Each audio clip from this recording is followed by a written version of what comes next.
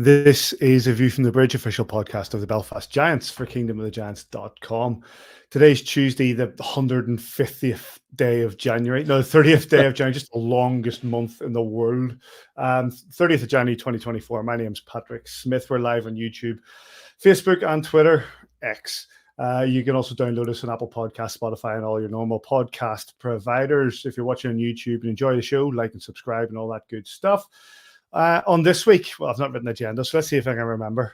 252 games. One was a win, one was a loss. Let's have a look at both of those.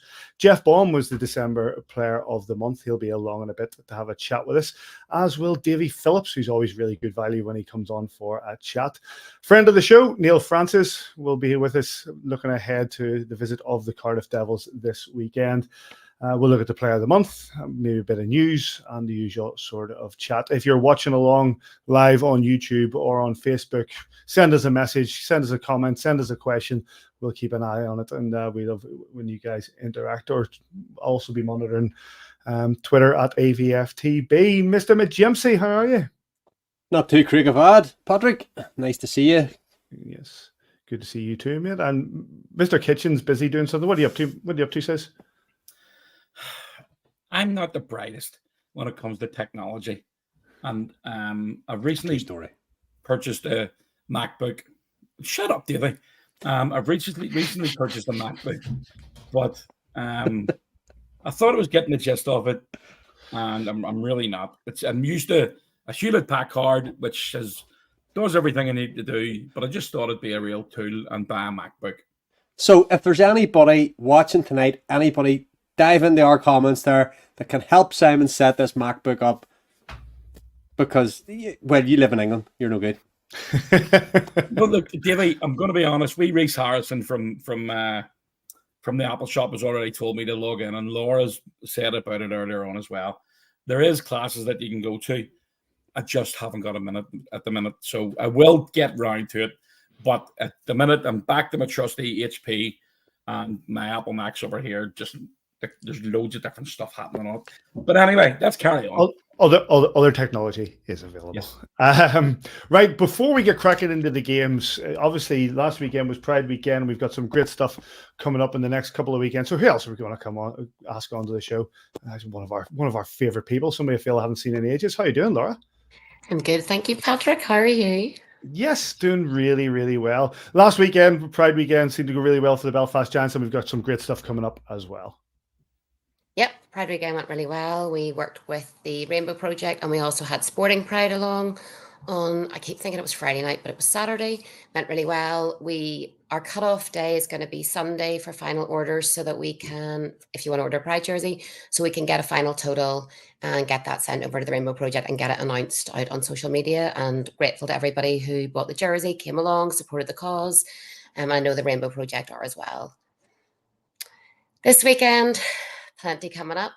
I'm just going to start with the recognition that, yes, I do appreciate we have a lot of jerseys, special themed jerseys, especially at the minute. We've actually only worn Oktoberfest, Christmas, Pride. No, it is a little unfortunate that they are going to run so close together. I'm not going to go into the tons of ins and outs about the business, but Chinese New Year is the 10th of February. This was our closest game to it. Our other night is Cancer Fund for Children, and part of they're one of our official charity partners for the year. The other is Alzheimer's Society, and part of the deal that we give them is a game night sponsorship. So they have the use of the Heineken Green Room, and they can bring about 80 people to that. And unfortunately, there was very limited dates left, so they have this date, so that's unfortunately run together. They've got some other things that are coming up, and they're also going to run to get close together, and that's going to annoy people again. And I do appreciate that. I'm just going to acknowledge that now. And yes, some of them are for charitable causes, others are not. It is business revenue. It's also to try and enhance the game night experience for everybody, to try and attract new fans. It's just really to have fun and let people enjoy themselves. And I know that's not how everybody sees it, and everyone's entitled to their own opinion, but that's just a wee bit of background. So I'm not going to lecture any more about that. Actually, I'm just one more wee thing. Stop smirking, sis. Just I've seen some comments about maybe not continuing to do jerseys all the time. Again, I totally get that. But as soon as we put a jersey on the ice with a charity's name on it, that's between 5,000 and 7,000 people seeing that right there and then, not including maybe the people on the website, or the webcast. That is instant awareness for those charities. Not the money we get from those is, let's be honest, it's a very easy way to make money for those charities. And we raise thousands and thousands of pounds with jerseys, and every time we do jerseys for charity, we always announce how much money they make. So I saw people saying they didn't know how much they made. It is out in public domain. We don't keep things like that to ourselves, because then it looks like we've got something to hide, and we don't. And also we want to thank our fans who gave the money. Like, it wasn't from us, it's from our fans. So that's part of the reason why we probably won't change jerseys. We do other things for the charities. I want to talk a little bit about Cancer Fund for Children. Thanks, Gemma. Appreciate that. Cancer Fund for Children. So we've been working with Cancer Fund for Children.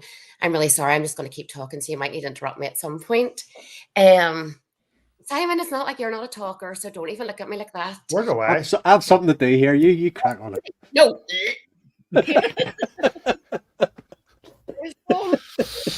You okay, Laura? You okay? There's no eggs involved. He's not doing it. Just carry on. I'm not doing it. He's not cutting. Trotters are out. Oh. Anyway, more importantly than Davy's toenails is Cancer Fund for Children.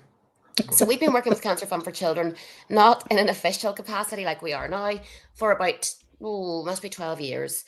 We do little memory visits for them where they come in with a child who has had a cancer diagnosis, or their parent has had a cancer diagnosis. They come in, they meet the team, they try on that belt, the player of the game belt, they wear the equipment, they watch practice, they just create a little memory. So we're doing things like that with them for a long time.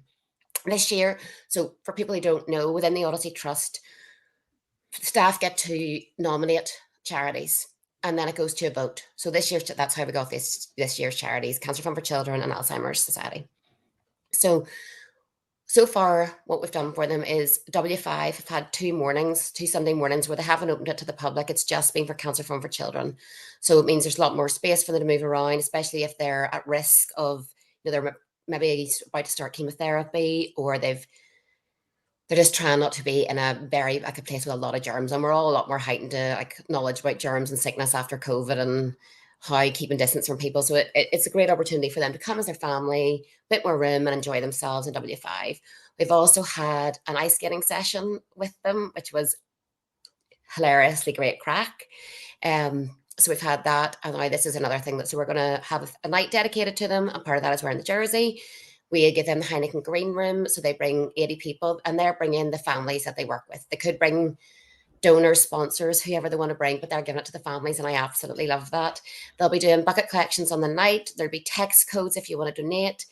They'll have a table on the bridge if you want to talk to them. We don't know everybody's personal circumstances. We don't know who's going through what at the Giants, and Cancer Fund for Children is oh my goodness me, an incredible charity that helps people in a really tough time. I think their mission statement is ensuring no child goes through cancer alone. And it's not, again, like I said, it's not just about children who get a cancer diagnosis. It's about young children with a parent who has a cancer diagnosis, and they offer fantastic support, be it in your home, in the hospital, in Daisy Lodge. And that's also now, Daisy Lodge is also going to be I'm not even sure if it's open, in Mayo. So they're able to provide services in the north and the south, not being political, which is phenomenal, because I can't remember the statistic they told me, but how many children on this island get diagnosed with cancer every day. It was terrifying, absolutely terrifying. So at Daisy Lodge, they offer incredible facilities as well, where you can go as a family. They offer bereavement services, therapeutic services. Just to interrupt, for people listening in, there was a comment there that Laura needs a new battery on her clock. I know, behind her. true, and I'll probably be like that in the next time I come on as well. And that's why I was late for a long time. Then I realized, okay, that's slow. What was I saying? Oh yeah, they offer So at Daisy Lodge, they order lots and lots of different services. So they've got therapeutic services, bereavement services, just a place to go for a family, make memories, enjoy yourself and get away from if it's a hospital environment that you're in, if it's just a bad time that you're in, they have game rooms, cinema rooms, massage, reflexology, like you name it, you can get it there, and just get a break from the terrible time that you're experienced or you've just experienced. I've seen firsthand. I did some fundraising a number of years ago and did it for Cancer Fund for Children, slightly outside of the Giants, although I got ginormous support from our fan base. And they invited me out to see the work that they do, and it's phenomenal. I've also seen firsthand how people benefit from it, such as Molly Taylor. She's one of our original kids. She was the face of Cancer Fund for Children for years. My own nephew was diagnosed with cancer a number of years ago, and they got a lovely time at Daisy Lodge as well. So it's just a great place. And I just want to read you. I know I'm taking a lot of time up. I'm sorry. I got a message yesterday when this was announced from our lovely friend Jude at the Giants. And I'll be honest, we have, as everybody knows, we've come under a lot of scrutiny and some not very unpleasant comments. So it does make you feel bad sometimes. And then you get something like this, and then you remember it doesn't actually matter about all the bad comments. The tears are, actually I might cry, hold on. I'm not a big crier, but sometimes the moment just takes me.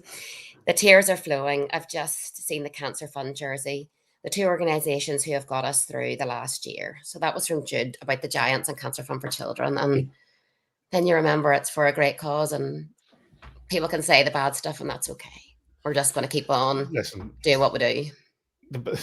You're right. We have seen some things that have been put on social media the last couple of days about shirts and stuff like that. It's all nonsense, really. It's all nonsense. There's nothing to apologize for when the actual act is doing something that is so immensely positive, both from a financial point of view, but also an exposure point of view, as you pointed out, Laura. And I think that what the Giants have done, yes, they may run close together. So what? There are ways and means for the Giants to basically raise exposure and raise awareness and raise funds at the same time. And this is one of them. And more power to yourself, to the Giants, to continue doing it. It's not just me. It's everybody. Yeah, but you're one of the driving forces behind a lot of this. Can someone tell me can't spell? Not a big speller. Okay. But it's this is a great thing, and I miss it why people are so at times negative about it, because it is such. It's an easy way to do it, but it has such an effect. And it's great that both with the Chinese New Year and also the Cancer Fund for Children, it's going to be a remarkable weekend with this weekend, and hopefully it does exactly what it is intended to do, Laura. Give me 30 seconds about Chinese New Year, because I know I've talked for a long time, but I just want to make people aware of some things that will be happening. Davy, why are you smirking?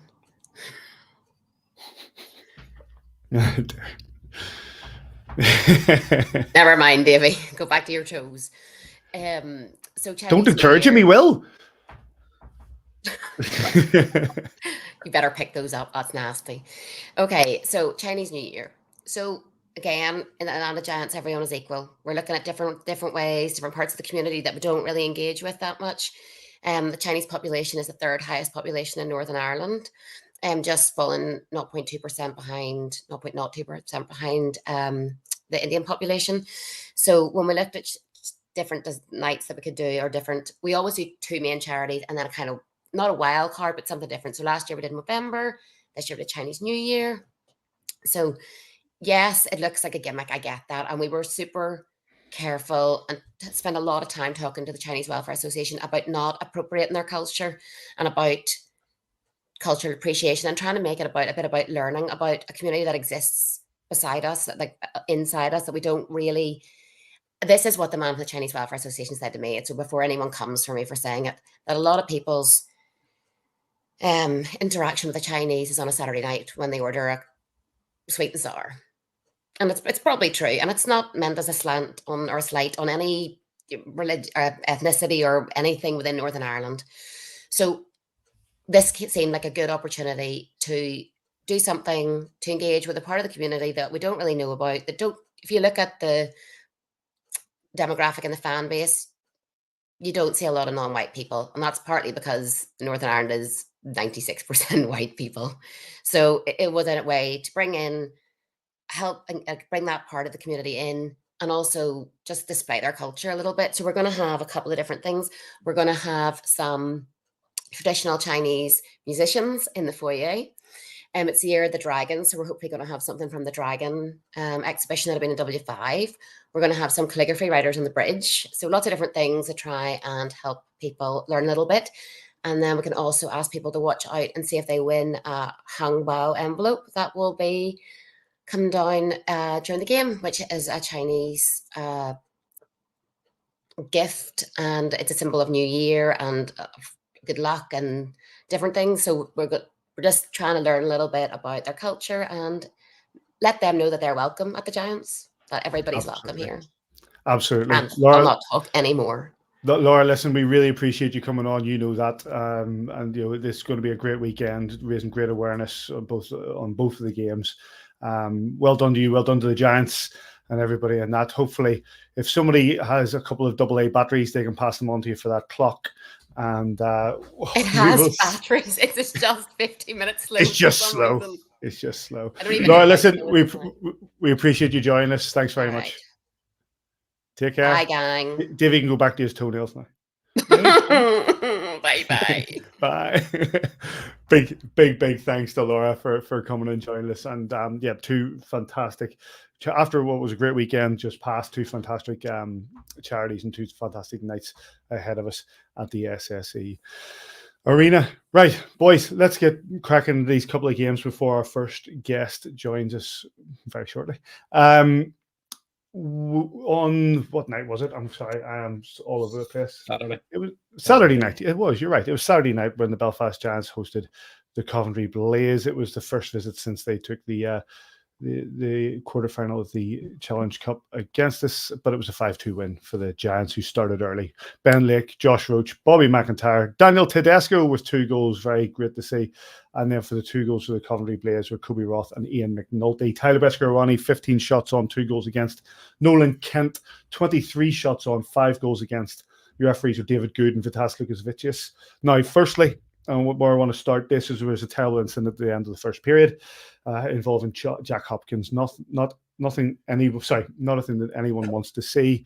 Quite serious, but a credit to the medical team. He was quickly seen to and whisked to hospital. He's since tweeted to say he's recovering. We here wish him well. I know I was in contact with some guys in regards to the Cardiff the Coventry Blaze, and they were they give a lot of credit to the medical staff at the SSE Arena, who acted quickly, and were able, says you probably know more about this than I, of course, but acted quickly and were able to get Jack seen to appropriately. Yeah, it's one of those situations where, you never like to see anybody get hurt. I love the physical aspect of this sport. It's probably one of the main reasons I got involved in it and love the sport, and both playing and watching. And yes, accidents happen, and collisions happen, and when they came together, Naz and Jack came together along the wall, and then Jack fell back. As you could see that the helmet had sort of, reached up the back of his head, and obviously he fell over, and everybody, it was just instant that you've seen everybody react, and it was amazing to see that. You've got all these people in the arena. There was 7,400 people, whatever it was, in the arena. And I find it really difficult to watch from and try and talk about it. I would rather just stayed quiet. And if I don't know if anybody's ever went back and watched that. And a lot of people watch me on mute, and I'm okay with that. But it's one of those ones where I find it really difficult to find the words to speak to people while I was actually commentating on that part of the game. And I was funny enough, I was talking to Laura about this last night, and when I seen, this is something that's been rehearsed at the arena on numerous occasions, and it's not just because of what happened earlier in the season in Sheffield. It's things like this that happen, and you've got the people around you who can react at the drop of a hat. Nicky Sherlock, the Coventry physio, was right on the spot. And if you watch that if you do want to watch it back, you see Nikki reacting instantly. She jumped over the seat on the bench, got her straight on the leg. She was on the spot within 5 seconds. Literally just after that, the doors had opened. The Naz and Tedesco and there's some of the Coventry, the Blaze players were pointing towards our bench to get our doctor and our physios and everybody on. And within 15 seconds, everybody that had something to do at the part of that game were right beside Jack and giving them the best care. And that was just unbelievable to see. And then you see, the situation. Yes, there was people who got their mobile phones out. It's something in culture these days that sort of comes, I don't want to say second nature, first nature. Something bad happens, people want to video it, and that's not nice. And I could see people standing on their mobile phones, and we had security there very quickly as well, telling people to put their phones away and show some respect, which was again the right thing to do. And when the screens come out, and I've never seen this. Thankfully, I've never seen this at the SSE Arena. But when the screens come out and went up around them, even for me, who has been, I'm at the arena every day, well, more or less every day, don't tell phonograph. But I'm there mostly every day, and I don't see these people rehearsing getting this done. But when they went up, I'm going to be honest, I feared the worst. I genuinely did. I didn't know, and that's when I went absolutely quiet. Because I didn't know what was happening. And it's one of the things where you're trying to reiterate the feeling in the building to the audience that are watching at home. And I find it very, very difficult. Very, very difficult. And that's why I actually talked about finishing it off and waiting until I found out more information. And as soon as the period, obviously we did decide to cut the period short. They managed to get Jack on this stretcher. They got him off the ice, and we got a message up from downstairs. I actually text you, Paddy, to get Danny Shearer's number, and I text Danny and just to make sure, but not to make sure, sorry, just to find out if Jack was okay. And Danny came back to me and said, "Yep, like he's sitting up and he's talking," which was an absolute relief. Now I don't know what Jonathan Fernley had to go through when that incident happened in Sheffield, but I'll tell you what, my cap goes off to him because it was the most difficult thing that I've had to do there. No doubt about it, man. No doubt about it. And Davey, you see the emotion, but you see the fact that it is frightening when you see something like that, and you see the blood that was there, and you see that but it is a credit to the organisation. It is a credit to the people who got involved in regards to the Belfast Giants and the medical team at the Coventry, the physio to Coventry Blaze, that he was seen to, and he was flying back pretty much straight away. It's these guys are highly trained. They know exactly what to do and when to do it and what they've got to do.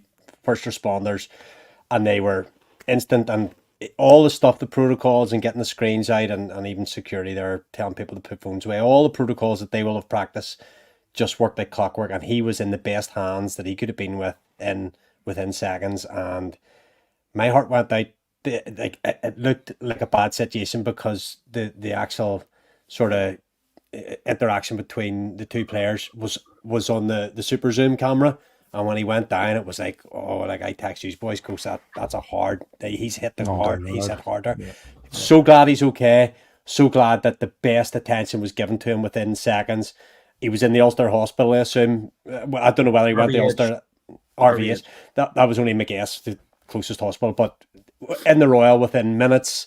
I'm back home the next day with the team. He'll obviously miss a few weeks, I would imagine, with I'm going to say, at a total guess, post-concussive syndrome. He's had a real strong bang to head. I'm just wish him well, and I know people down here saying virtual hugs to Kitty.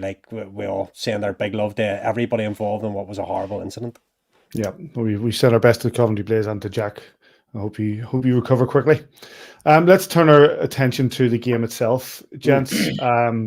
The Belfast Giants come out of the traps quickly, Davy. And look quite strong throughout. A bit like the we'll see that it's Ben Lake's goal. Lovely we saw us pass through, and Greg Prince just knows that he's going into a dead end, so he just drops it off, and Laker dives in on it and makes it 1-0.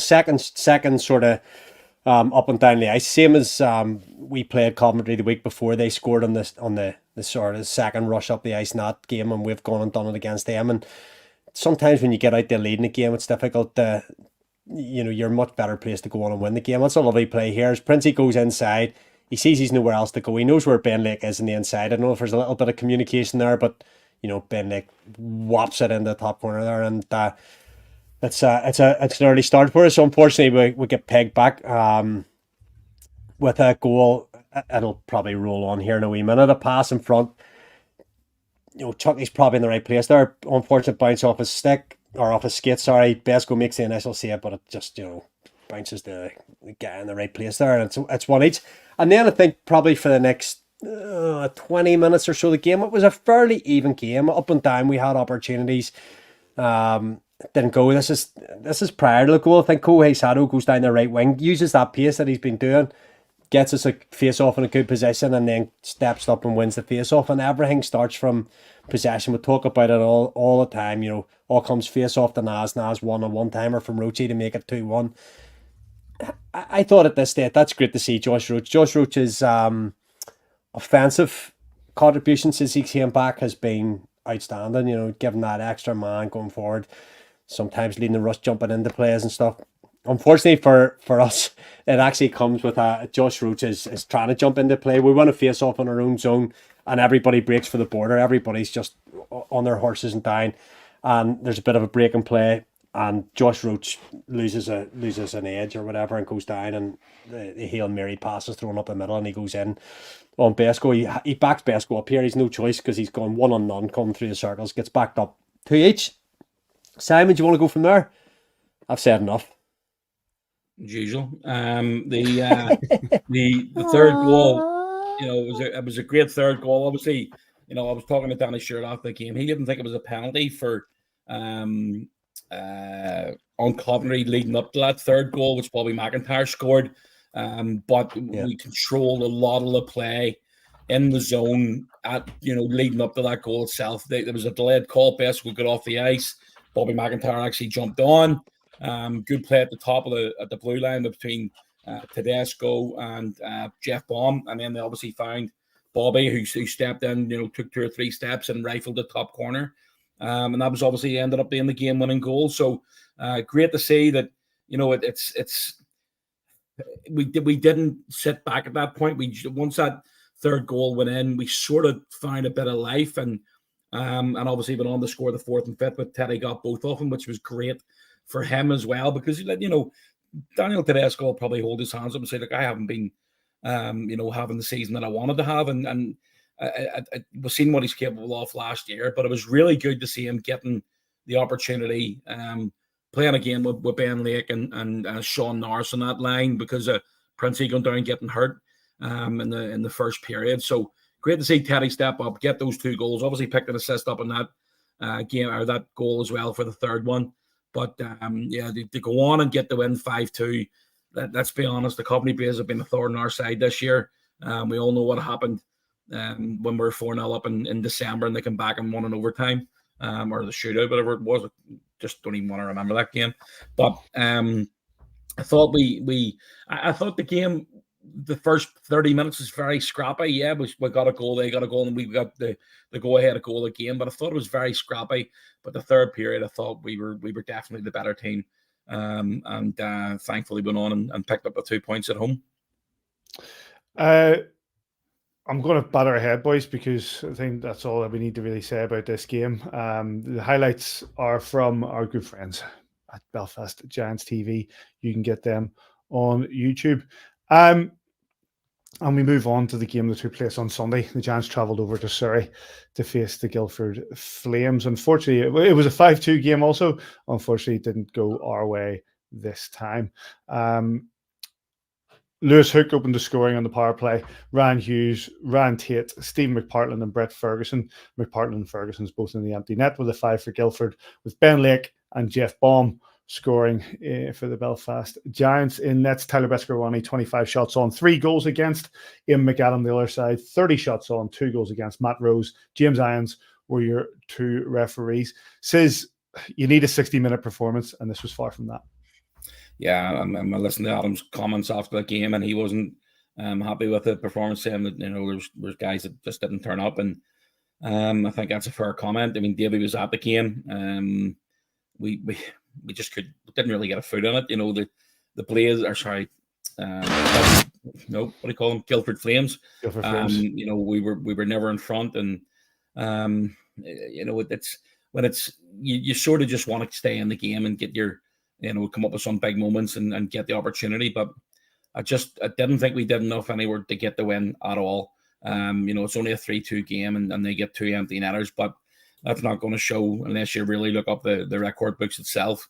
It's just going to show you the scoreline. But it's a really difficult place to go to. They're playing decent, but they'll be hurting. They would have been hurting from the night before in Cardiff. I think it was 4-0 in Cardiff the night before. No, I thought that, there's the first goal of the night itself, and right out front, nobody, getting a stick on them, and disappointing to go down 1-0 again in Guildford. Davy, as Simon says, you were standing behind the bench, literally behind the bench, in that game, and when it was 2-2, it seemed like the Giants had just got enough, and I was hoping they would motor on from there. But what wasn't there? What stopped them from motoring on, and what opened the door for Guildford?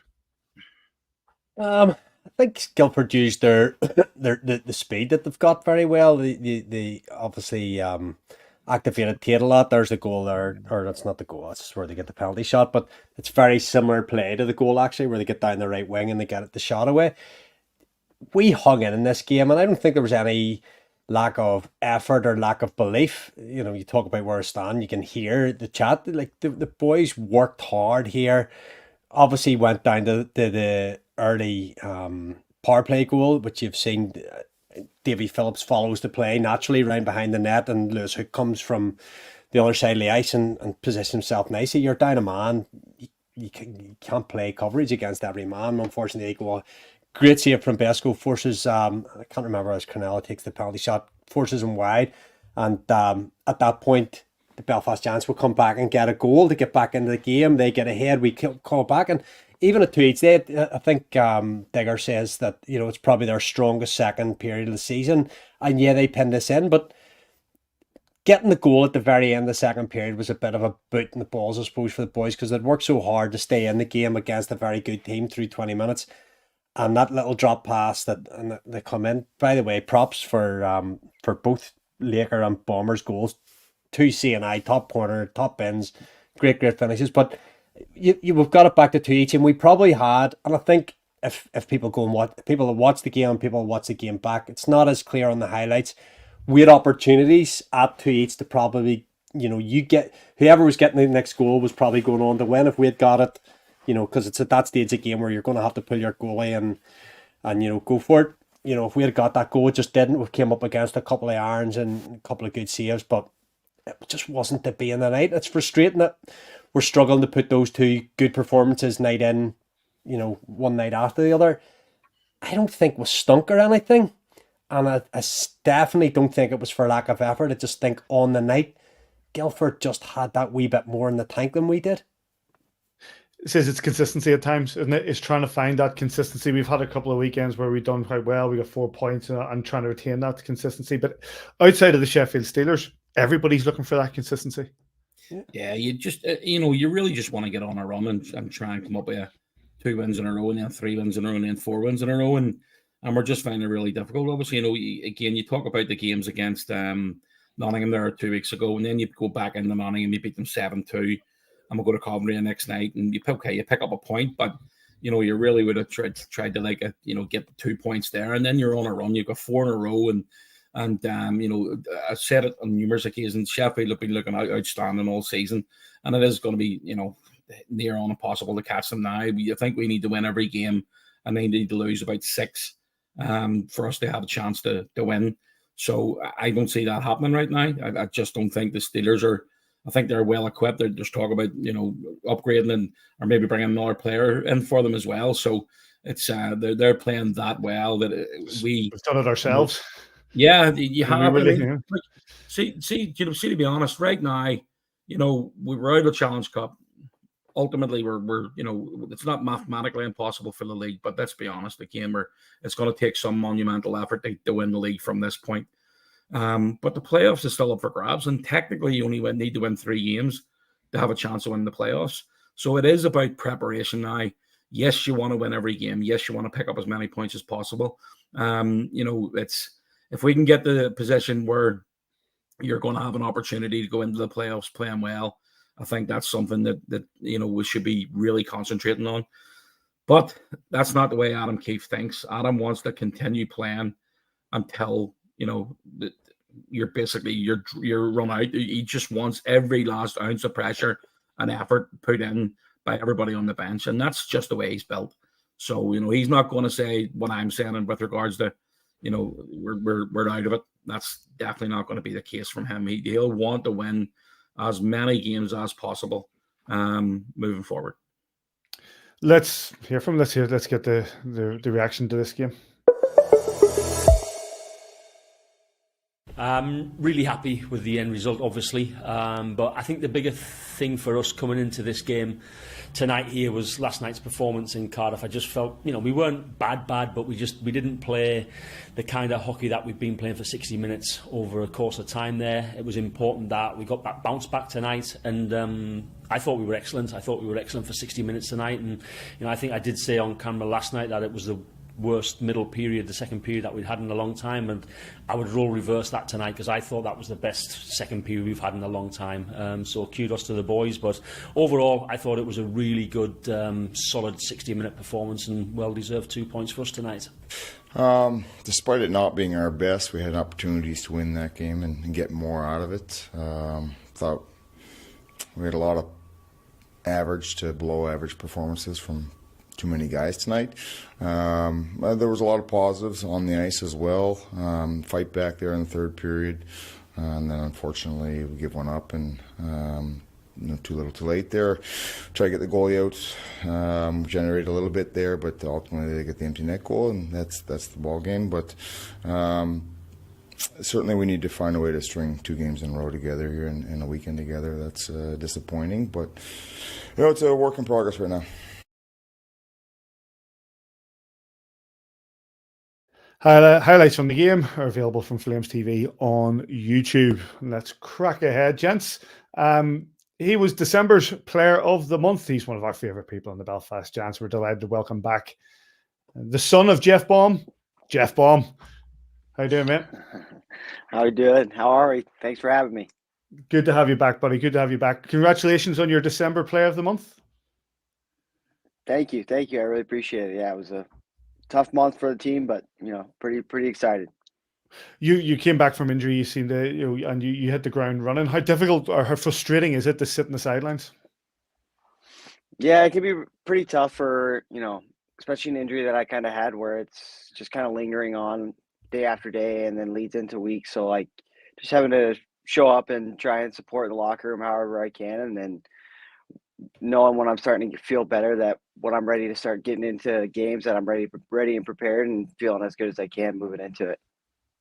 Balmer, I know you're a relative, in the terms of professional game, 3-4 years, whatever it is now, but you've played hockey for a long time. Have you ever known a stretch of injuries quite like it? No, it's been crazy this year. I was thinking about it just the other day, one after another. I feel like somebody comes back, somebody goes down. It's just been unlucky at times, but I think we've got that next guy up mindset, and I think guys just respond to that really well. And I think that if somebody gets hurt or we have injuries that happen, I think the next guy's ready to go. So I think that's really important. It shows what kind of guys we have in the room. Yeah, and that's a fair comment, but in terms of, we're talking about trying to get consistency as well, and that comes with a little bit of consistency of roster as well. And you've got Greg Prince, who over the arguably last 2-3 weeks has really started playing the way we knew he was playing at the start of the season. Then he goes down hurt, and of course it gives somebody else an opportunity on Sunday night. But these are factors that you have to talk about. Yeah, it's extremely just unlucky. Greg's been playing so strong lately too. He's just a guy that you always want to have on the ice. He's just a great person to have her in the room too and stuff like that. He just keeps guys laughing, keeps guys happy. So I mean, him going down right now, hopefully he can be quick and we can get him back as soon as possible. Hi Jeff, Kitchy here, big fan. You're looking obviously, you know, you're coming down the stretch as you want to put it that way. And we've added obviously David Goodwin, Will Cullen, and Roche's come back. What is the dynamic in the room changed? Has it, you know, we all know about Goody, especially the fire inside him and you know the compete level within David Goodwin. But is the room changed in any way, or what's the feeling right now?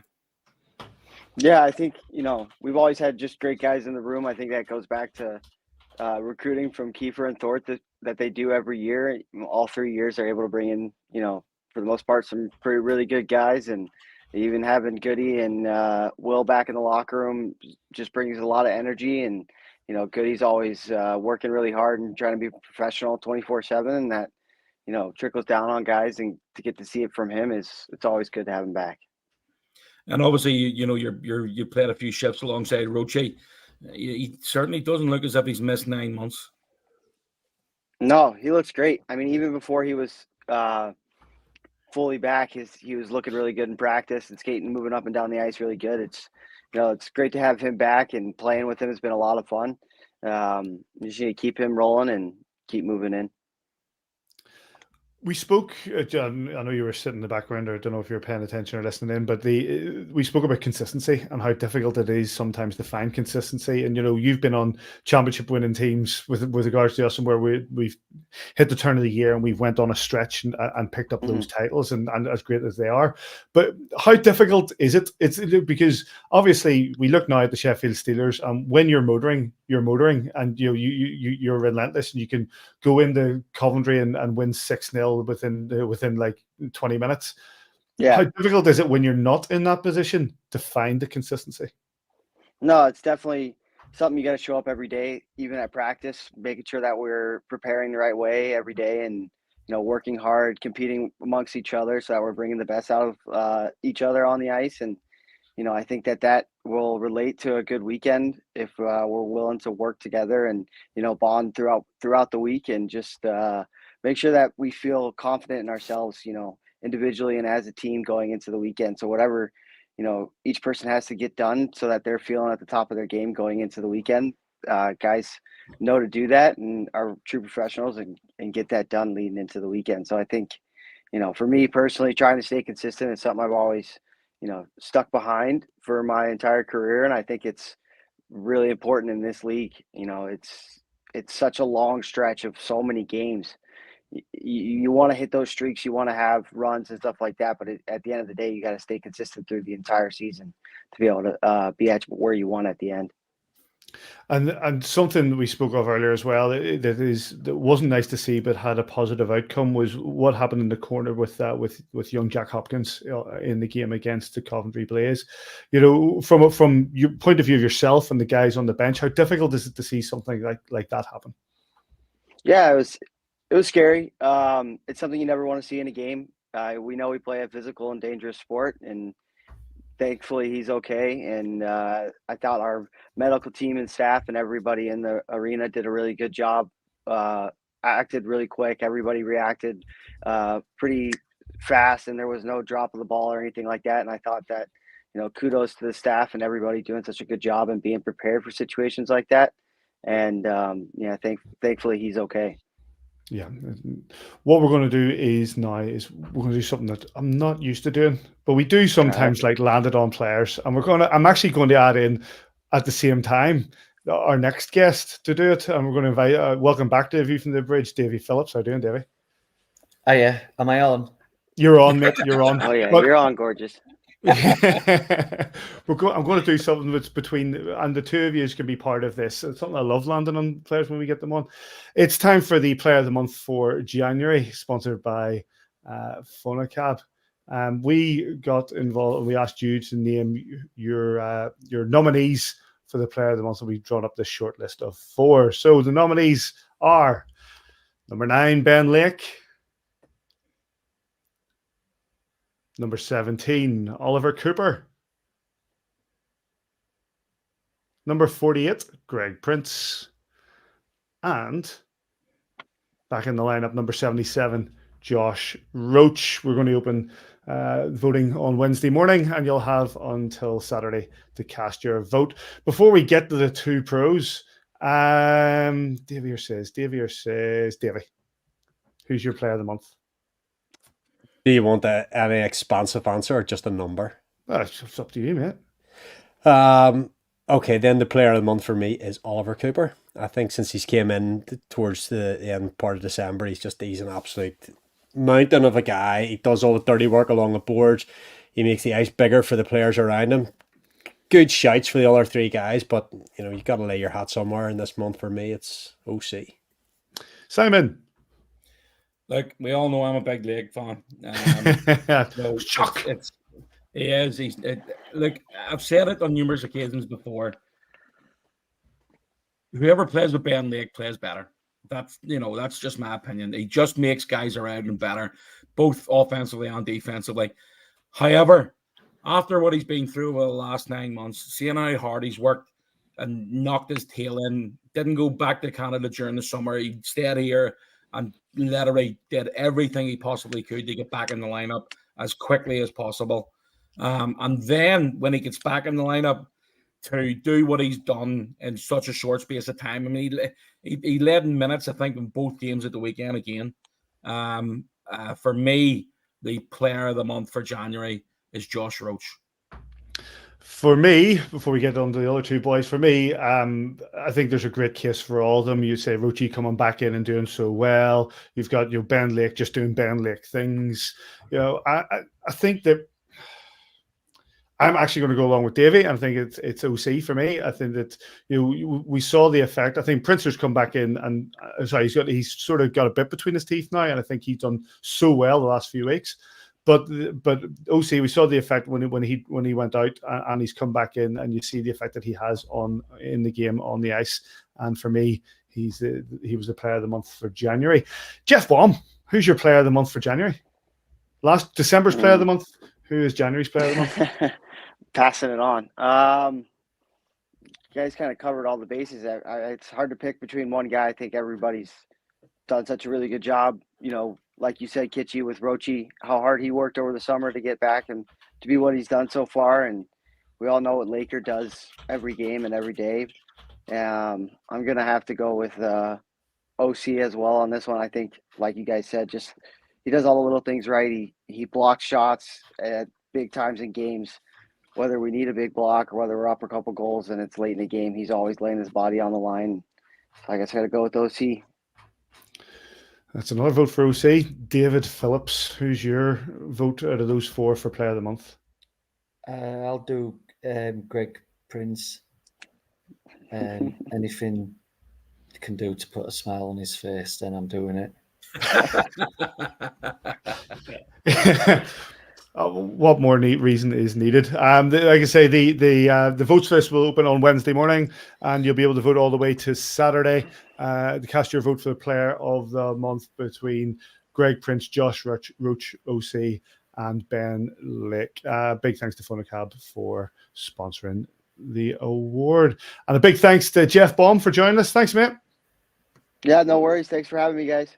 Glad you get back. Cheers, lads. Thank you. Cheers. Well, you're still in, Davey. You're still in, Davey. You go. You thought you're not going anywhere, man. How you doing? You okay? Yeah, I'm not bad, thanks. How are you? Yeah, doing really well. Gives you a reflection on the weekend. Thought we was really good Saturday. Not so great Sunday. Difficult game. Guildford played well, to be fair. Worked hard. Scored on their chances. Finished well. But yeah, I think we was just a little bit sloppy. Give them a little bit too much, really. We asked Jeff just a few minutes ago, what's the key to getting that consistency? Sheffield have that consistency at the minute. You can see them motoring ahead. What do you think? What do you think you need to do to try to get that consistency in your game? And that's I think probably our biggest problem. We seem to have really good games sort of here and there, and then one night we can be almost fantastic, and then the next night's bit of a different team, and that's what's definitely really frustrating. And I'm sure Keith is extremely frustrated with it. But yeah, you just gotta going into every game. You got to treat every game like it's the same, innit? It's all cliche stuff. How you prepare physically, mentally, and as long as you're doing that, you're going to put your best foot forward. And everyone makes mistakes, but you just got to physically, mentally, whether you're going into nice arena in Nottingham or you're going to a Manchester, it's at the end of the day, it's the same rink for both teams, and it's the same rules. It's just a game of hockey at the end of the day, and can't let any of those variables affect you. And then, just treat every game same. I like the way. Sorry, David. Just before we go on, I like the way you said there. A nice rink in Nottingham and Manchester. You didn't give any descriptive word there. No, the quicker that one gets burnt to the ground, the better. They're building a new one, mate. They're building a new one on the Trafford by the Trafford Centre. Yeah, that'll be nice. See, whether it happens or not, it's a different story, isn't it? David, there has been a few milestones recently. There was one around Christmas time, and obviously then last weekend. It took your time to get the 300, of course, with the Belfast Giants, but quite fantastic milestone to reach. Yeah, really something really, really proud of. Really proud of it. Also makes you feel like you're getting a little bit old as well. But no, really proud. 300 games for Belfast. It's like everyone, I've always loved it here and feels like home, and definitely holds a special place in my heart. And I know it does with a lot of players who play. Yeah.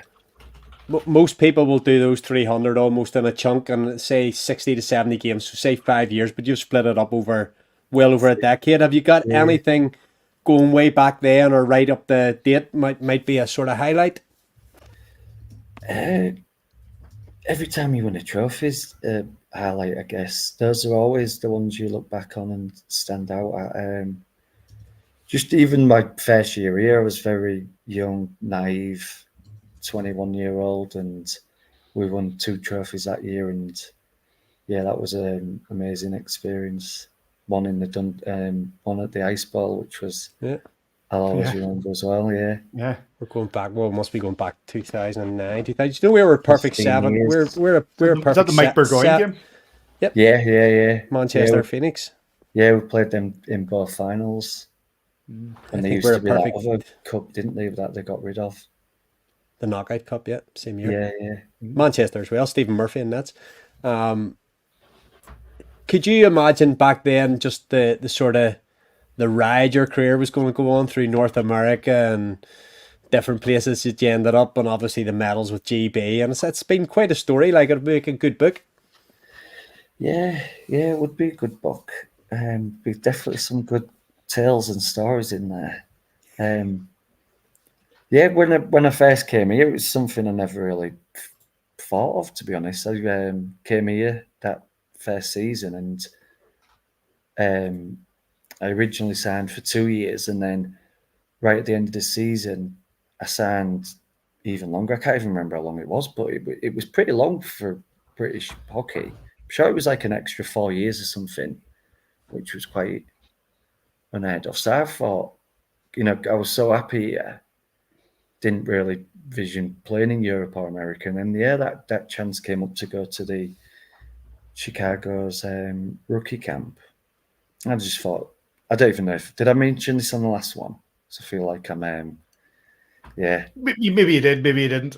Yeah, and then, thought nothing of it. Well, not like I was going to get a contract, and thought I'd be back in Belfast for the foreseeable. But it's been a journey, that's for sure. Davey, you're very softly spoken, as we all know. But I know what you're like around the room. What's the room like this year for you? Obviously, you there's a couple of more recent faces come in, and David Gubin and Will Cullen, who you would have played against over the last few years. But what's the room like at the minute? Yeah, it's good when we're winning. It's not so good when you're losing. But no, those two have definitely helped. Anytime you can bring people in who've won, they know they've been through that experience, know what it takes to win, and know the club, know the city, and all that stuff. So they've been two great additions. Yeah, dressing room's been all right. Like I said, it's never fun when you're losing. Tell us about, obviously, you're a dad now, young Jesse. He's been over in Belfast a few times this year. Obviously, he's in school and stuff, and you don't get to see him every single day. But what's it like being a dad, a hockey dad? Is he, does he want to? I've seen him on the ice with you, but does he want to be a hockey player? Does he, is it something that you sort of seen a few years ago going, I just obviously when you give birth, well, not you give birth, but your wife's giving birth and you're given the opportunity for your son to come along and watch you playing. It's a special feeling. Yeah, it is. It's mad. I used to think whenever people's kids got involved in hockey, I used to think they like sort of pushed them into it a little bit. But as soon as they come and watch you play the games, that's it. They get the little mini sticks out at home, and before you know it, they're wrecking the place at your house. But no, he loves it. He's on the skates, and any chance he can get on the ice, he gets on. And like I say, it's tough going on with him at the minute. I can't go on like regularly, but whenever he comes on here, we always jump on the free ice at the arena, which is a nice little perk of being here. So we make the most of it. But no, and he watches the webcasts and stuff. But yeah, it feels weird to be honest. Having your son watching you, it's probably one of them when you're retired, you probably can look back and reflect a bit more, and you see the pictures and the memories and stuff you've created. You're a long time to be retired, long time to retirement yet, mate. Yeah. Just funny, just like you were you mentioned the Knockout Cup. I just was like, remember the Knockout Cup? Here's a question for you. I'll open up. Who won the Knockout Cup the most times? What player? What player won the Knockout Cup the most times? So obviously he would have played with you, Davy. It's all silence. Paul Sample. Well done. Well done. 3 That's times. only because he's probably more of a journeyman than I am. Dear. So looking ahead, we got the double against Cardiff this weekend. How's prep going? Good. Yeah. Getting to practice this week and 2 big games, both neck and neck. So it's been a while since we've played him, hasn't it? We was supposed to play him and then that game got cancelled. Yes. You sat in the airport for a bit? Yeah, I was glad it got cancelled in the end. I was in there that long that was there ages, and then it got to a point where it was like, if we get on this flight, this ain't going to be good. Is there a difference in approach? Because obviously, you've spent a bit of time, you've spent a lot of time playing Sheffield, Manchester, whatever, and obviously, based in England. How's the travel different? Is it do you feel it's different because you're traveling with Belfast, getting the ferries, and do you feel there has to be a bit more preparation than you would do on like when you were playing for Sheffield? You just got on a bus. Yeah, it's completely different, to be honest. When you're on the mainland, you just get on a bus, and whether it's 2 hours or 8 hours, it all feels the same, to be honest. You just get in your seat where you sit, get comfortable, watch your movies, eat your snacks or whatever you do, or sleep, and it all just sort of blends into one, to be honest, the kind of journey length. But here it is a lot different. Airports, checking in, security, and then the same when you're landing, and that it just a lot more sort of on the go. You don't feel like you sat down as much type of thing. You're always constantly on the go. But definitely from my time here previously, the travel is much better. Sort of go in the mornings and then get to wherever we're going around lunchtime. So check in the hotel, have your lunch, and then you can have a bit of a snooze in the afternoon, which is kind of perfect because that's what most people do on their game day routines anyway. They'll skate in the morning with the playing at home and have the lunch and then have a bit of a kip, played a game. So when we can do that on the away games, it's perfect, because to me it just feels like a normal home game anyway. You've just had a quick flight in the morning. So then you've got the opposite of that then this weekend, we were able just to stay at home and take it easy and prep the way you want to prep. Yeah, the double headers at home are nice. Same with the double headers away, just cutting out a bit of the travel also helps as well. Listen, the only disadvantage is Belfast is the flying home. Your Monday's your day off, and that's a travel day. Well, it's not like massive travel, but it's another night out your own bed and stuff. As where you're playing away, you'll be back home for 2 a.m, but at least you're in your own bed, and once Monday hits, you kind of feel like you've got the full day type of thing. Unless you've got the overnight boat. Yeah. Which is never fun, to be honest with you. No. Not at all. Listen, mate, really appreciate your time. Thanks for joining us. Good luck this weekend. All right. Thank you. Thanks for having me. Cheers. Big thanks to Davy Phillips once again for joining us. Always good having him on the show. Your battery's running low, sis? You know what? I've got a plan. Keep going. Okay, we'll keep going. We'll keep at it. We mentioned there that we've got the doubleheader this weekend against the Cardiff Devils. They're coming in for the games on Saturday and Sunday. And we're delighted to welcome back friend of the show to chat just about this, Neil Francis. How are you doing, Franny? I'm good, thanks, Patrick. How are you doing? Doing really well, mate. Doing really well. Thanks very much. Good weekend for Cardiff. The weekend gone by. So coming into Belfast this weekend with a bit of momentum. Yeah, it's been a good couple of weekends. Obviously we had the Continental Cup in between as well, which was a great tournament. It didn't quite go as we wanted it to, but overall that experience and the way we played was good, and we've sort of run that into the league game. So yeah, I mean, there is a good feel around our dressing room at the moment, and a bit of confidence, and they're hoping obviously to roll that into the weekend.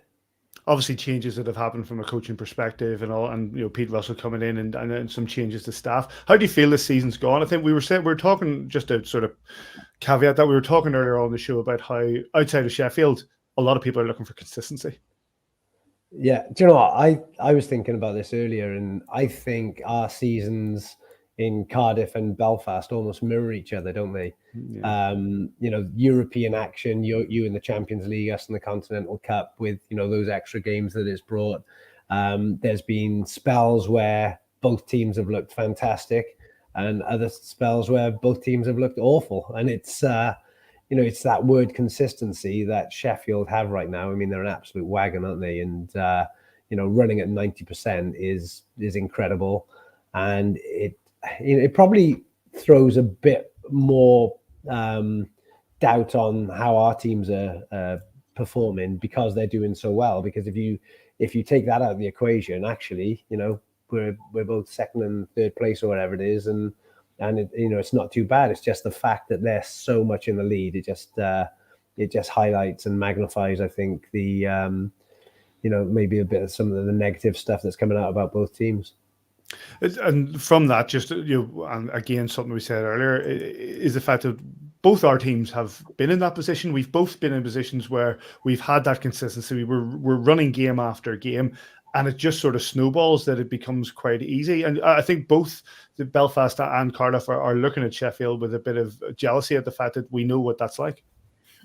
Yeah, and that's it, isn't it? When you're playing good, and your scorers are scoring, and your goalies are making the saves, then it just snowballs into being that machine, and very methodical, and going out there and just doing it week after week. What is unfortunate now with Sheffield is nobody's really hot on their heels, putting them under pressure. So they got off to this amazing start, and they've kept it going, and you got to take your hat off to them for the consistency that they've shown. But the unfortunate thing is, they lose in Fife the other week. And sometimes when you're on those magnificent runs and you lose a game, you kind of feel really vulnerable. And, we both had experiences of that. And then you don't lose just the one game, you lose 2, 3, 4, and it brings the other teams back in it. But they're at such a lead ahead of everybody else that 2 points didn't really matter. And they jumped back on it, with the game after. And put another couple of wins together. Ronnie, always great to see you, mate. Thanks for jumping on. It's all right, Davey. I worked out why you invited me on. I think the last 2 times I've been on the show, we've been playing each other, and Devils have lost both times. So I know. Stats don't lie, mate. Stats don't lie. I know how you work. Yeah. No, fairness, just to be honest, you're at the bottom of my screen here. I don't know about you, Paddy. You look like twins. They're dressed exactly the same. Both got warrior tops. Obviously, one giant, one. You look like twins. I'll take that, mate. I'll take that. I'll tell you what. Take that. Let's talk about Europe, however, because we talk about the lead the Sheffield Steelers have and the 6 games we played in Europe early, the 6 games you've played split over a couple of weekends. Yeah. Somebody within the Sheffield organisation was quite clear, they made a good decision not entering. For you, good or bad decision to go Continental Cup, sorry? Good decision. Yeah. I think it's... I love those European competitions. Champions League, some teams say, there's no point going in because you're just going to get smashed. But, when you do get a result, it's such a huge achievement. And it's, it just gives you a chance to see another side of hockey. And, I really enjoyed the Continental Cup tournaments. Yes, it's, a pain in terms of the congestion of the fixtures and the extra travel. We went across to France. I mean, we were lucky to host the Cardiff final, the final in Cardiff. So, we didn't have the travel there, but still it's 3 games in 3 days on top of an already congested fixtures, which, for, several reasons is already tight with no breathing space. So that's the downside of it is the extra games and what it takes out the players. And believe me, you guys know it does take a lot out of the players with these extra games. But having said that, anyone that came to any of those games in Cardiff for the finals, it was brilliant hockey. It was brilliant atmospheres, the camaraderie between the away fans and, particularly like the Polish team. They had amazing set of fans who just non-stop all games. And that then generates your own fans to kind of compete with it. And it was such a good event to be involved with that, even though it kind of, it handcuffs you a little bit when it comes to the league. I think it's worth it just to have a go and see how you fare against the rest of Europe. And then what about if we can get away from Belfast, Cardiff and try and tease you into a GB question? Do you think that the EIHL, maybe they couldn't be, maybe we actually couldn't have been more flexible, but do you see the reasons why clubs are having to play? I think we talked about last week, maybe 5, 6, 7 players missing on the Olympic weekend. Yeah, I think this is definitely one of the areas that the league needs to look at in the summer is the amount of fixtures in the space of time that we've got. It's I don't think it's right to build a season without contingency in, without having some blank spaces in your weekends that can account for other events like this, or every other league in Europe has that mid-season break. We don't have it. Obviously it was the tragic events with Nottingham that led to more games being plugged in, but we really should have some gaps in the fixtures to either give guys a bit of a breather and take a bit of toll off their bodies, but as well to pick up for some contingency, whether it's weather, the cancellation like you guys had when you were coming to us, those unforeseen circumstances. I think that just needs to be planned for a little bit better. And then it would avoid that. And then, hopefully it would have freed up a weekend for this Olympic qualifier, which is, it's a big deal. I mean, if to get through that and then to go to the next stage with a shot at the Olympics would be massive. And there's a lot riding on that for funding for British hockey. So it really should have the full support of the league behind it without penalising the clubs that have got successful players that are in the GB program. But that seems to be what's happened. Franny, this weekend, obviously, it's second versus third, or isn't it? I think it is. We're both not first, I know that. But second versus third this weekend. How are the Devils setting up, and how are they preparing? Looking forward to coming over to Belfast. Yeah, I mean, it's been such a run of games for us. For the reasons that we've talked about. We've been 3-3 for so long that over the last couple of weeks, it's been nice to actually just run with the weekend games and have the practices. So We've given the guys an opportunity, last week to have a couple of days off instead of just the one day off, just to refresh the legs. And I think at this stage of the season, it's about preparing for the games and keeping the bodies ticking over rather than, working the guys into the ground and fitness and everything like that. They've all been doing the system stuff for so long now. So it's just about ticking over and, taking the good things out of the weekend that we've had. And we had a lot of good things. We had a really complete performance against Guildford on Saturday night, but then we went up to Fife and we go 3-0 down. And it wasn't really to do with the travel and everything that cost us that. It was that we didn't go out and play like we did the night before and do all those little things that are important. Almost got too far ahead of ourselves. So I think this week for Pete and for you and King, with the video sessions, it'll be a lot of reminders of the good stuff that we've done, because there was so much good things to take away, but also highlighting the flat start against Fife, and you can't go into difficult buildings in that flat start. I mean, we got away with it because we turned it around, but it shouldn't have to take a timeout in the first period to get the guys going. Obviously didn't hear what you said there, but we'll just carry on anyway. Obviously, again, it's going to be a challenge. Every time you come into Belfast, you're facing a tough opponent. And I'm sure, well, obviously, I know from our side of things that we're doing exactly the same. What sort of game are you looking forward to? It's really interesting this year, isn't it, with the matchup between Cardiff and Belfast, because our coaches are very close. Obviously, GB connection there, they're personal friends as well.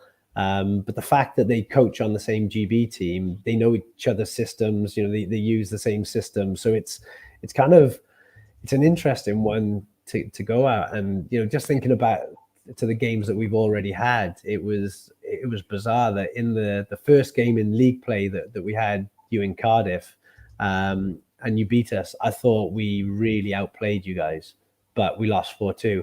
And then when we came into Belfast, you guys were all over us and totally dominated us, and we win 3-2. So sometimes it's not all about the performance, it's about the results. And I think any of us would settle for the results ahead of the performance this weekend. But, any game against Belfast is I don't think we've had a dull one, have we, in years and years and years. So, it's definitely one for the fans to look forward to. I think we've got, am I right saying we've got 2 left at home and maybe we have another 2 in yours towards the end of March? We've got a Wednesday and a Sunday. I think it's Wednesday, and that, I suppose that's not 100% ideal for you either, getting a Wednesday or a Sunday game cancelled and having to shoehorn it in midweek. But I guess my question, Franny, before we go back to Paddy there, how do you keep the guys now with Sheffield having that big lead? And it's hard not to look at it and go, we're probably not going to catch that. Simon talked about that earlier with us. Keeping the guys focused that you've just got to try and keep chipping away at that, because something might happen. But even if it doesn't, you've got to be in some sort of form, have some sort of momentum come the end of March. You can't just switch it off now, because you can't switch it back on. Exactly that. It's with Sheffield being that far ahead. I mean, you think they would have to lose 6 games with either one of our teams winning all our games for the rest of the season. And, the way they're playing right now, you can't see them losing 6 games, let alone either of our teams winning, every single game the rest of the season. So they've got that buffer. It would have to be something catastrophic for them to slip up. I mean, nothing's impossible. We've seen it before, but, I think we all agree that it's unlikely. But I think you can just take care of your own business. And, I suppose the message in our dressing room, and I'm sure it's the same in Belfast with Kiefer, is, when you play the right way, it's such a more fun game to play. When you battle hard and you come out and and you have those results, hockey's a fun thing. But when you're not performing and you're losing games, it's miserable. It is. And that's what we're trying to sort of preach to the guys, is just to go out and let's have a performance that we can be proud of, because they're the ones that the guys really enjoy and play with smiles on their face, and and get that battle level. Because like you said, you can't just kind of switch off and say, okay, we'll pick it up for the playoffs, because teams have tried that before when the league's been won, and it never ends well, does it? Couple of questions before I let you go, Franny. Is one is going back to the Continental Cup, and you talked about on the ice, but off the ice. The thing about that, and what really seemed to come across, was more of in Cardiff for that weekend was a festival atmosphere. I'd spoken to Gaz Hughes beforehand, and I'd warned him about the Polish fans coming over who'd be shirtless with yellow scarves. You know what I mean, and the atmosphere they brought. But off the ice, it seemed like a phenomenal weekend. Yeah, and sure enough, the Polish fans lived up to that rep, and it was the first game, a 4:00 game, and by 4:30, I think the shirts were off and and the scarves were out. But they were fantastic, and yeah, it was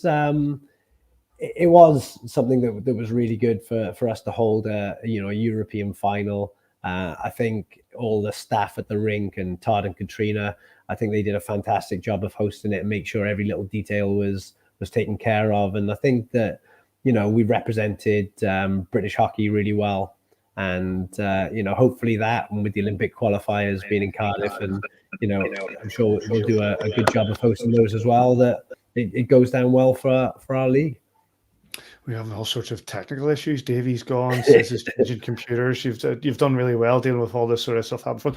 Also, just what I'm interested in is obviously a lot of clubs are going through sort of personnel changes and so that, and not least in Cardiff. But one player that's come in and sort of not just hit the ground running, but really impresses Bodie Wild. And it must be difficult to come into a scenario where in like any team where you're coming into your room that's already set, you're coming in late, but to come in and impress the way he has just shows the caliber of the player. Yeah, it does. And I think the biggest thing for him is you can see that he's enjoying hockey. I mean, you look at his career, he's a 23-year-old that was a second-round draft pick. Now, you don't often get 23-year-olds at second-round draft picks in our league. He was projected to go first round, and he was disappointed to go second round. So that just shows the kind of stock that he's got.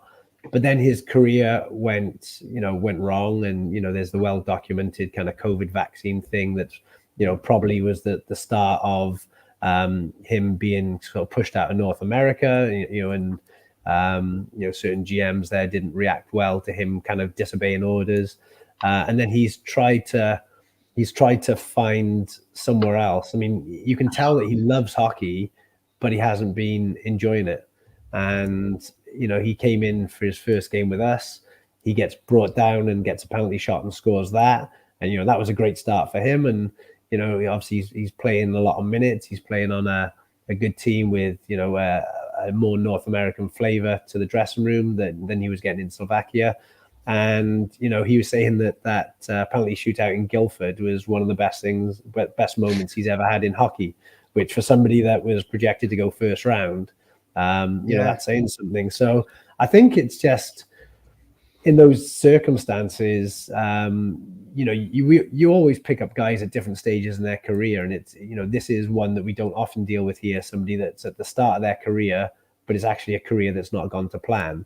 So it's just for him trying to kind of get his career back on track. And we knew all about his offensive capabilities, and the knock on him was maybe his defensive game wasn't to the same level. But to be fair to him, he's knuckled down with that, and he's happy to make the right choices. We're seeing that more and more in his game, and he's playing responsibly and then jumping in when he can and doing what he can do. And he's picking up points, he's picking up goals, and plenty of assists now this weekend. It's funny. It's like it's always a worry because you talked about you see the career, you see where they start from, and you wonder. And I don't. This will sound disparaging to the other, but you wonder why is he in our league? You know what I mean? You think what is it, an attitude thing? Is it? But so to have a player like, and some players have come to this with varying careers, have come into our league and not had the attitude to play in our league, but obviously had the ability. He has the ability, and he seems to have the attitude, which is great. And because it can so often go wrong. Yeah, I mean it's a red flag all over it, isn't it? That a high draft pick is come into our league, but we kind of did a bit of digging about the circumstance, and you can see where it's gone wrong. And this was a guy that was just desperate to rediscover his game, and by no means were we expecting the complete package from him. because if that was the case, he'd be in the NHL right now. And, so we knew there was going to be aspects to his game that weren't as good as other aspects. But for us, it was just a case of, trying to get him to play within our system, trying to play at both ends of the ice. And, I can't say enough about him that he's come in and he's knuckled down. And, it's, especially like you mentioned, coming into a dressing room that's already established. He's come in and he's just fitted in nicely, and he's not trying to do too much. But, when the opportunity presents himself, then, that's his time to showcase himself. Well, I know I said that was the last question, but I've just got one more, if you indulge me. Is the fact, how is the junior setup looking, and the players that are coming through at Cardiff? I'm looking at the likes of you. You've got like Bailey Hayward, a young lad from Barry who's playing down in Bristol. And we talked previously when you were on the show about the conveyor belt of great players that have come through the system in Cardiff. How is that system looking now? Yeah, I mean, it's just really tough, I think, for all the teams, because the gulf between the leagues is so big, so a player that dominates at NIHL level isn't going to come in and play the same role on an elite league team. And, then you see players that have kind of come to the end of their careers in the elite league and they've gone down to NIHL and they're playing for another 5 years and they're top of the point scoring chart. So it is difficult, but, we know with a guy like Bailey that he's got the talent. He's getting regular ice time in all situations, which is brilliant for his development in Bristol, because, the problem is when a guy stays with an elite league team from being a junior right the way through their career. And, I look at my own career.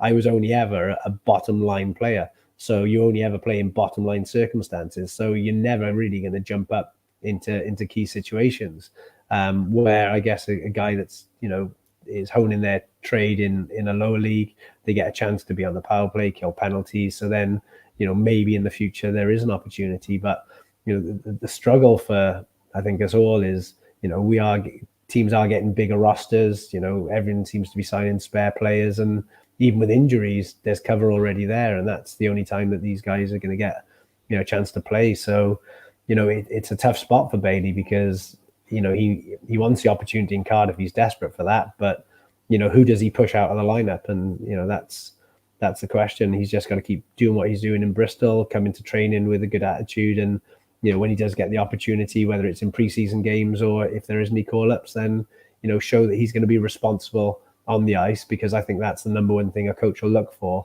when they're calling up, younger guys. You've had the same, that you've got arrangements with various NIHL clubs, and the first thing they know they're going to be is on the fourth line. They got to be responsible. And I look at Norris, when he came to you last year, I thought he was phenomenal, and he earned himself the contract with you guys. And I see he's been jumping up and down the lineup, which is great. So it shows that if your attitude is right, and if you're prepared to knuckle down and prove yourself in those lower lines, then the opportunity will be presented to you. Absolutely. Franny, listen, always great having you on. Really appreciate you spending time tonight and coming and joining us. And we're not going to wish you well this weekend, but it'll be a battle to the end of the season between us anyway. That's right. No, thanks for having me on. My voice is just about held out, so I'm struggling a bit with that. So I'll try and rest up that for the weekend. Oh, Davey, I'm can't hear. You're on mute, Davey, or your microphone's not working. I'm at your mistake, Davey. No, I'm not actually, because when I got kicked off there, obviously everything reset. Before we go, want to wish your mum all the very best. I know you told me she was not feeling so well, so on the unlikely event Mummy Francis is watching. Oh yeah, she's a big fan. She's Who isn't, mate? Who isn't? Franny, listen, appreciate it. Thanks, mate. All right. Big thanks to Franny for joining us. Always great having him on. Davy, a man with a great experience of the game in this country. Yeah, and always very welcome to come on the podcast, and it's great for him to jump on it at such short notice. He's done pretty much. He played for a club. He does everything down there. A bit of the Jackie Moons about him, And even I think was one of the coaching staff sick a few weeks ago. Got the COVID call up there on the bench again. So, it's always good to have a guy like Franny about your club. Here.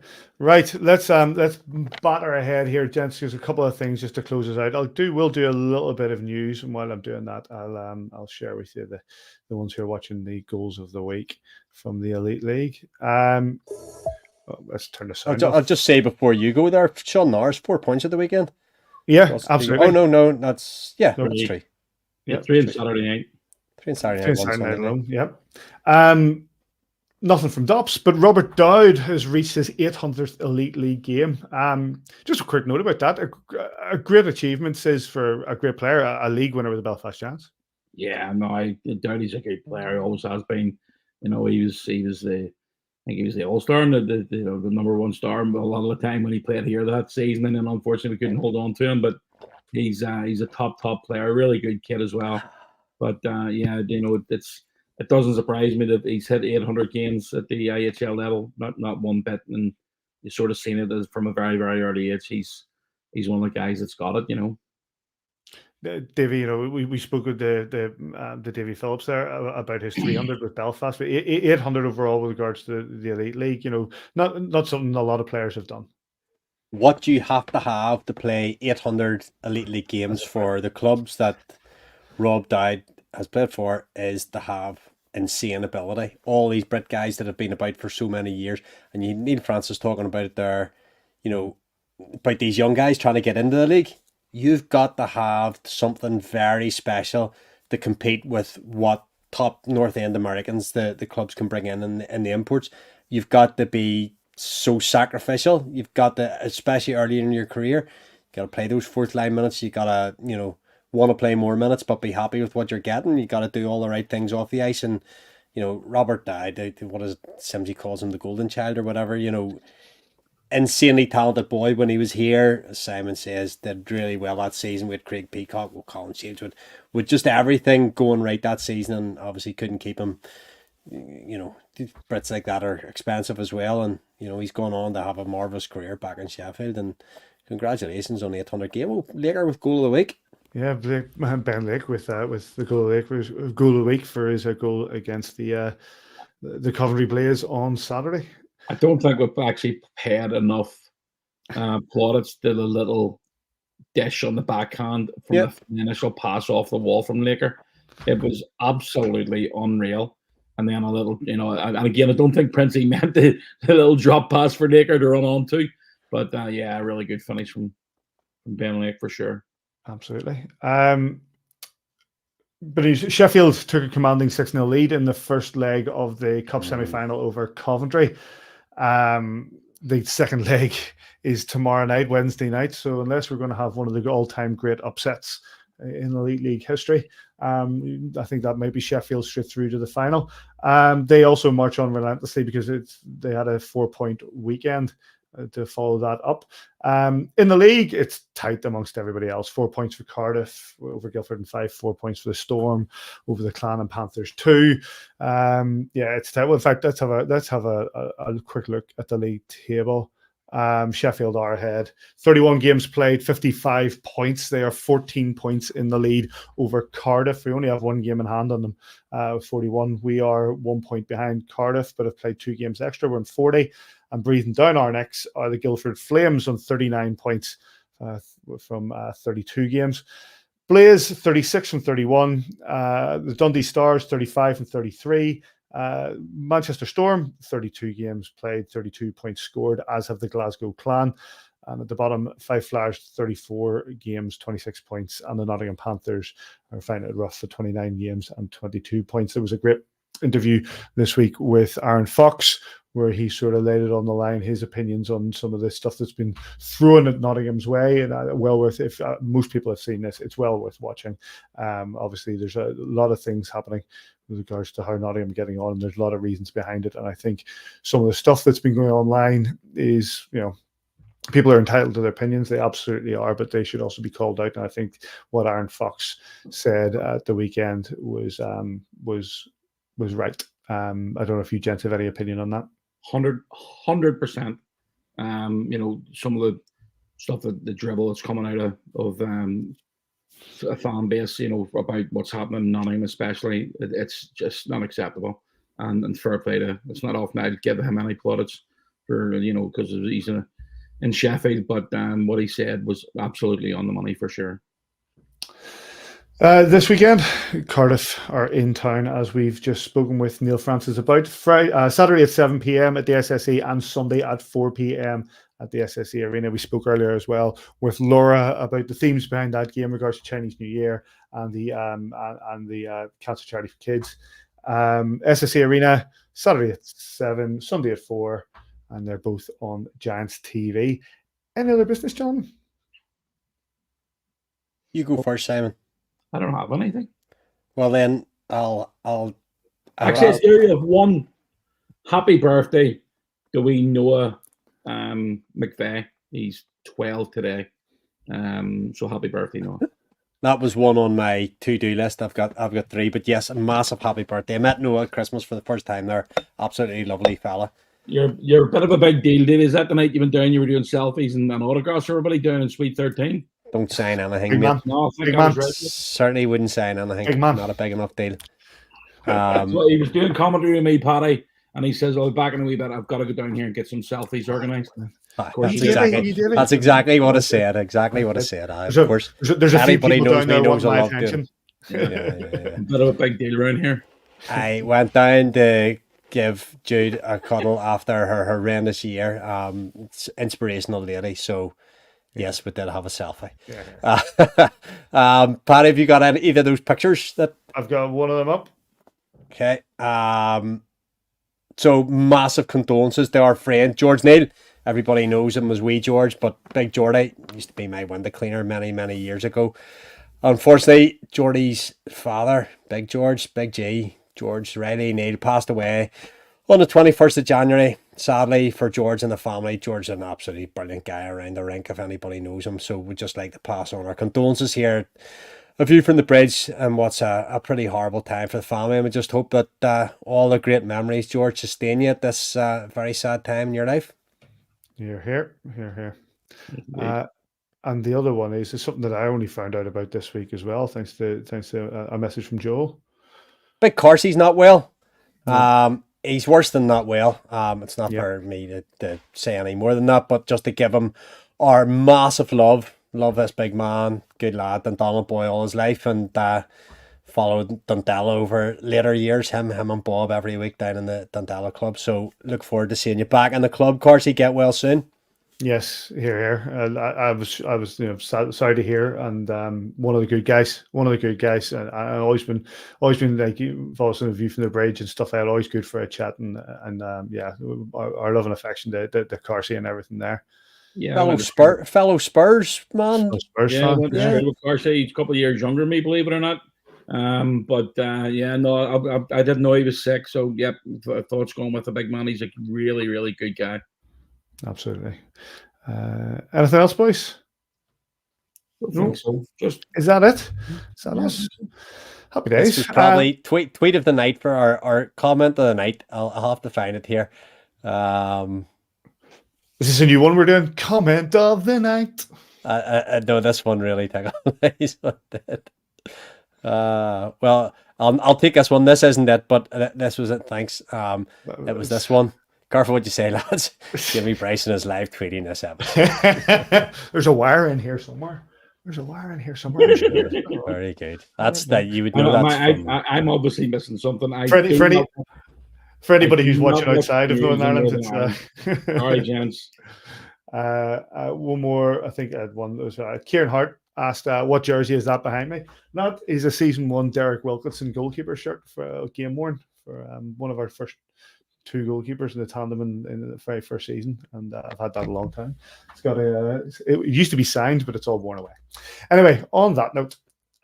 Yes, 2 games this weekend, as we said, both against the Cardiff Devils, Saturday and Sunday. Saturday 7 p.m, Sunday 4 p.m. Get yourself down now. The crowds have been. Tell you what, the crowd on Saturday night says was something else. Yeah, and it looks like it's going to be the same this Saturday as well. Brilliant. We're down to single seats again. The fans have been absolutely incredible. It's not. It's we all know it's the season itself is not what we wanted. And on the ice, but off the ice, it's incredible, and numbers just they just keep on staying the same, and The East End's back in again. They're look for last weekend's game. They're going to stay in for this weekend's game. There's a few gigs coming up. I think there's only going to miss maybe one game this month where we don't have the game with the full bowl in. And it's you know what? It's a different beast when the full bowl's in. It's just it's just that much more compact. Yeah, it's really, really good. So yeah, right now single seats available. So if you are thinking about going, you better get your tickets because they're going to run out. Yeah, it's phenomenal, and it's brilliant. It's credit to yourself and everybody at the Belfast Giants organization who have been working so hard to get it like this. So yeah, those games Saturday and Sunday. Get your tickets. Big thanks to Jeff Baum, Davy Phillips, and of course to Neil Francis for the time. Big thanks to everybody who has been sending in messages live and on Twitter and the likes. We really appreciate you guys getting involved.